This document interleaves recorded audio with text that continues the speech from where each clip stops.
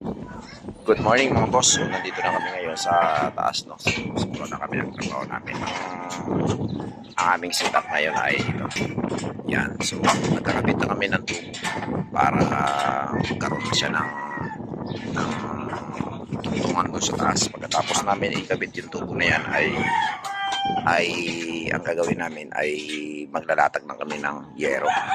After nyan ay putungan na namin to, sabay na namin buhos to sa slab kasi hindi naman ganun kataas. Okay, so ganyan lang ang step namin ngayon gagawin. Tapos kayo ng umaga ay naghalo ako ng pintura na primary epoxy, yan, with catalyst. Pininturahan ko na yung mga pinagwindingan ko kasi winildingan ko yung mga tugtungan na yan. Lahat yan pinaikutan ko, nilagyan ko ng pintura para hindi tayo yung makaiwas tayo sa kalawang, kasi kapag winilding mo siya sigurado ay kakalawangin niyan. So sinisigurado natin na hindi tayo issue ng kalawang. So yung mga boss naglalatag na sila ng para doon sa slab naming ipiprepare. Sigurado yung tubo na hinartila namin ay kulang ito, pero ang sabi naman niya kapag kukulangin ay dadagdagan na lang namin. Medyo masikip yung area namin dito kasi nga maraming kalat, may mga bike pa rito sa taas. Mamaya linisin namin ito para makaiwas kami sa kalat, no? Ayan, kita nyo, napakabilis na ang pagkakadali kahapon. Ito yung nasa gatahan. Lahat ng poste namin ay aming kukunin yan, ay aming isasabay na sa post. So hindi ko na kailangan sa kasi maabala. Maiksi lang naman kasi dati na siya may buhos yung ilalim. At yung isang poste dito sa gitna ay magkakaroon pa ito ng poste dito sa harap para ito yung magiging poster sa harap. Ang plano sana namin ay lagyan ng poste yung gitna, no? So minabuti na namin na wag na nang lagyan. Patayin na namin yung poste dyan sa gitna kasi nandyan yan sa gilid ng hagdanan, medyo makakaabala tayo. Ay may asintada naman diyan, wala namang magiging problema yan. So ang magiging matibay niyan ito. Okay, so mayroon naman tayong gitna, malapit lang naman siya, hindi naman ganun kalayo yung magiging kanya, no? Hindi po ba? So saglit lang naman yan. So yun mga boss, ayan yung update ngayong umaga. Samahan nyo ang full video nito sa aking YouTube channel at don't forget subscribe sa aking YouTube channel at paki-follow bago pa lang sa aking Facebook page at mag-follow sa aking Facebook page. Thank you for watching guys, maraming salamat. God bless everyone.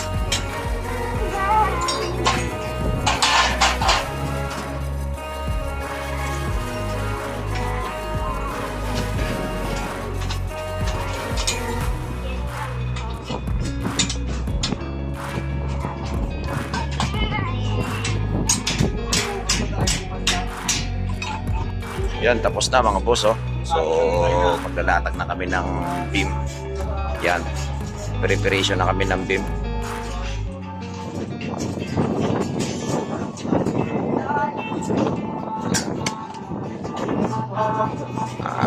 Bilis ng pagkasa ng tubo mga bossing, no?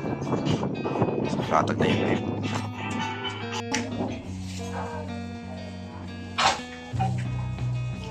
Oo.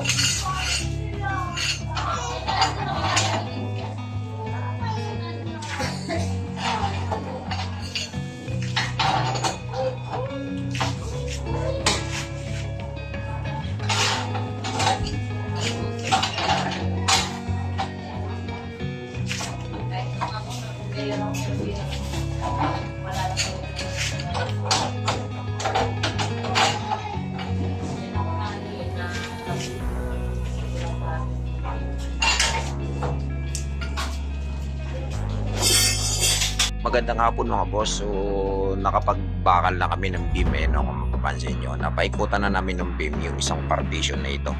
So hanggang dito lang muna kami. Bukas dito naman kami sa kabilang partition na ito, no? Tsaka yung dito na partition. Okay, so nakaprepare na yan. Medyo kinulang kami ng bakal na 12 mm. Bukas ng umaga ay nagpa-deliver na ako. Okay, nag-order ako kanina. Medyo kinapos kami. Yung beam na yan mga boss, sobrang laki niyan talaga kasi parang building na talaga yan at panigurado yan na hindi tayo magkakaproblema. Okay mga boss, so ganun lang kalaki ang aking beam tsaka yung aking kulong. Pansin nyo ay benching ko ang pagitan ng anilyo niyan. Ayan o, kitang-kita naman, hindi po ba?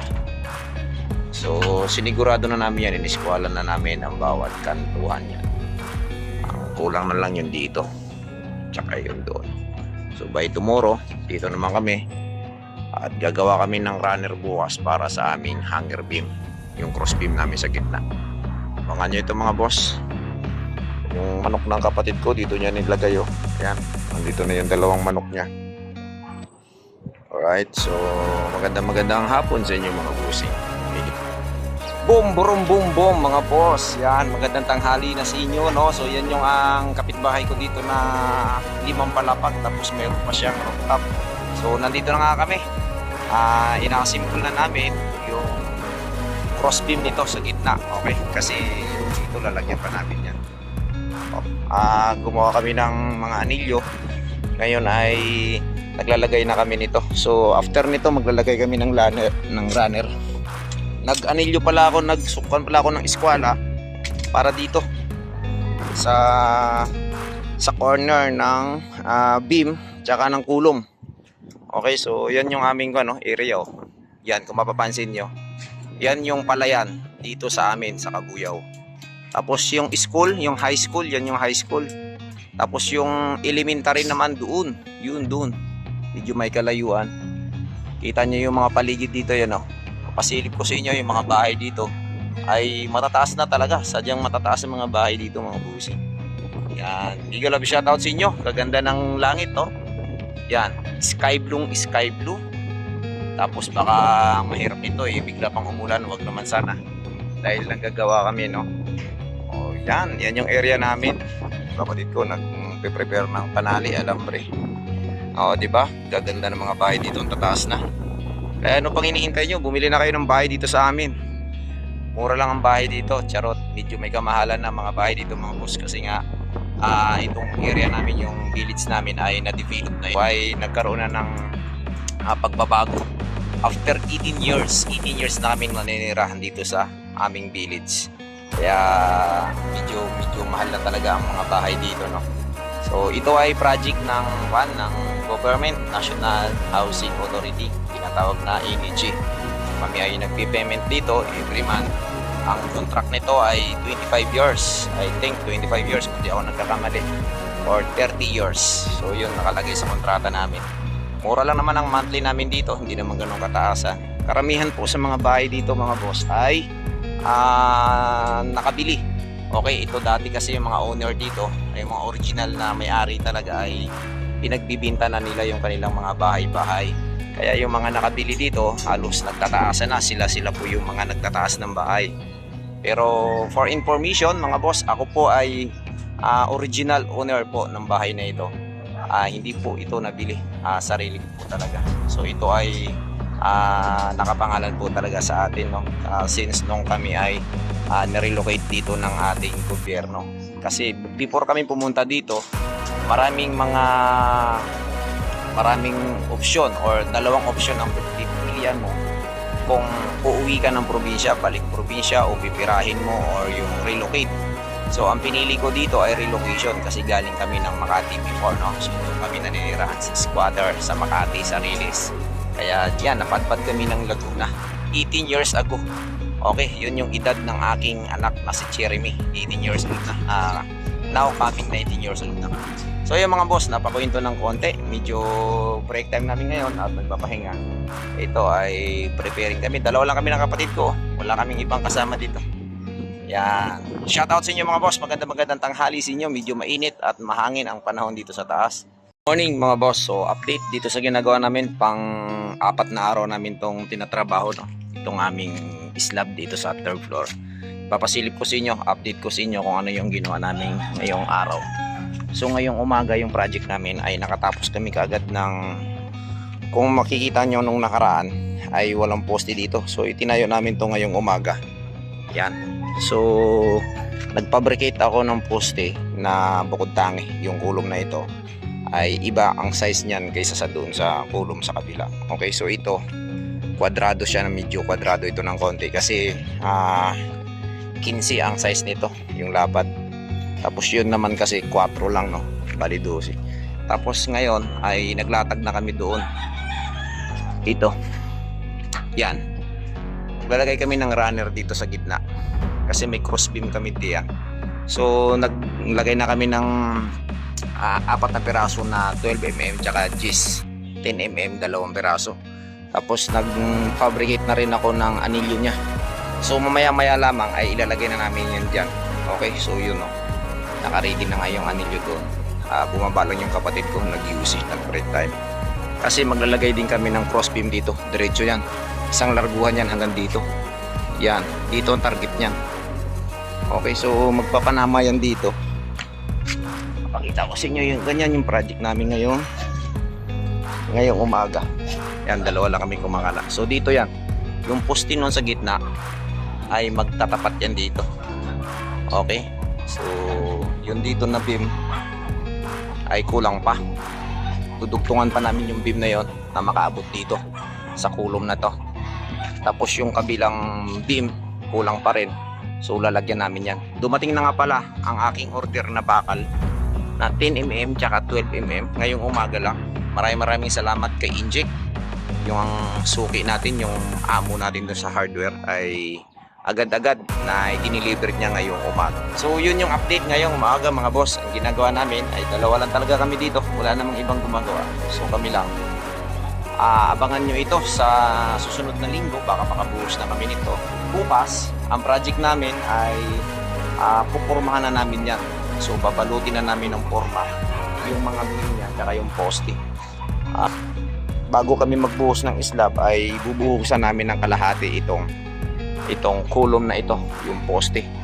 So para hindi mapuwersa yung ating slab. Okay, so yan yung update ngayong umaga, mga boss. Yung kalimutan na i-follow yung aking Facebook page. Don't forget to subscribe sa aking YouTube channel.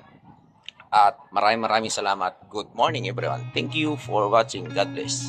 Bye-bye. A few moments later.